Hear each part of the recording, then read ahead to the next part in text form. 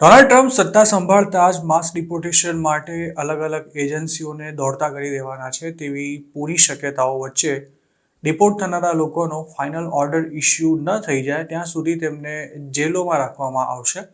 અને જો આમ થશે તો શક્ય છે કે અમેરિકાની જેલો કેદીઓથી ઉભરાશે અને તેનો સૌથી મોટો ફાયદો દેશની પ્રાઇવેટ પ્રિઝન ઇન્ડસ્ટ્રીને મળી શકે છે.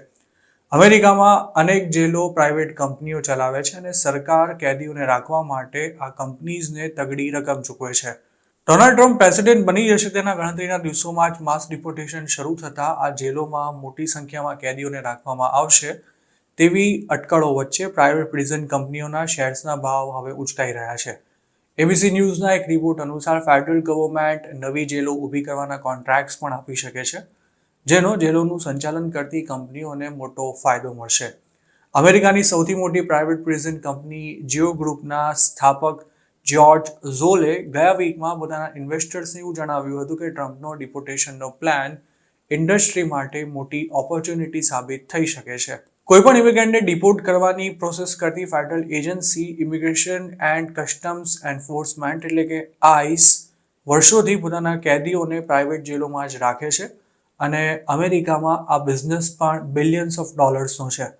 આઈસના પૂર્વ એક્ટિંગ ડાયરેક્ટર જ્હોન સેન્ડવેગનું એવું માનવું છે કે ટ્રમ્પની પોલિસી પ્રાઇવેટ પ્રિઝન ઇન્ડસ્ટ્રી માટે લોટરી સમાન સાબિત થશે અને તેમને બિલિયન્સ ઓફ ડોલર્સના નવા કોન્ટ્રાક્ટ મળશે, કારણ કે સરકાર પોતાના રિસોર્સિસનો ઉપયોગ કરીને મોટાપાયે ડિટેન્શન ફેસિલિટીઝ ઊભી કરી શકે તેમ નથી અને આ સ્થિતિમાં તેને પ્રાઇવેટ ઓપરેટર્સનો સાથ લીધા વિના છૂટકો પણ નથી. અમેરિકામાં ઇલેક્શનનું પરિણામ આવ્યું ત્યારબાદ દેશની બે સૌથી મોટી private prison company Jio group અને કોડ સિવિકના સ્ટોકમાં ઉછાળો જોવા મળ્યો છે.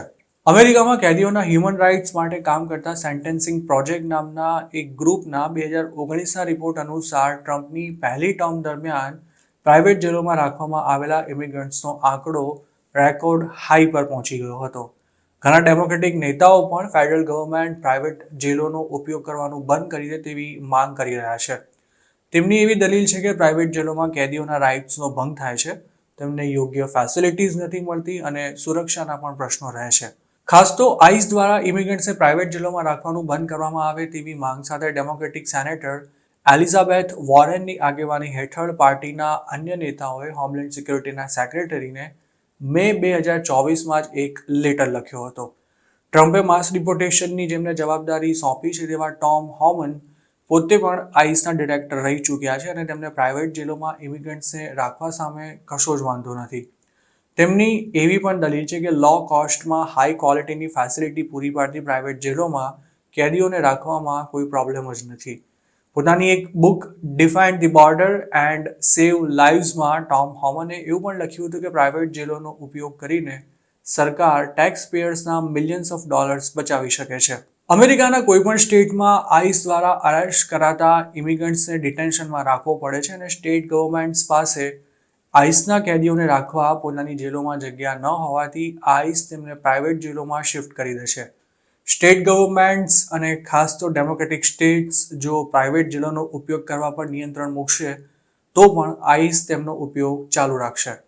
ઉલ્લેખનીય છે કે ટ્રમ્પને જો 1 કરોડથી વધુ ઇલીગલ ઇમિગ્રન્ટ્સને ડિપોર્ટ કરવા હોય તો તેમાં 10 વર્ષ જેટલો સમય અને $900 બિલિયન પણ વધુનો ખર્ચો થઈ શકે છે.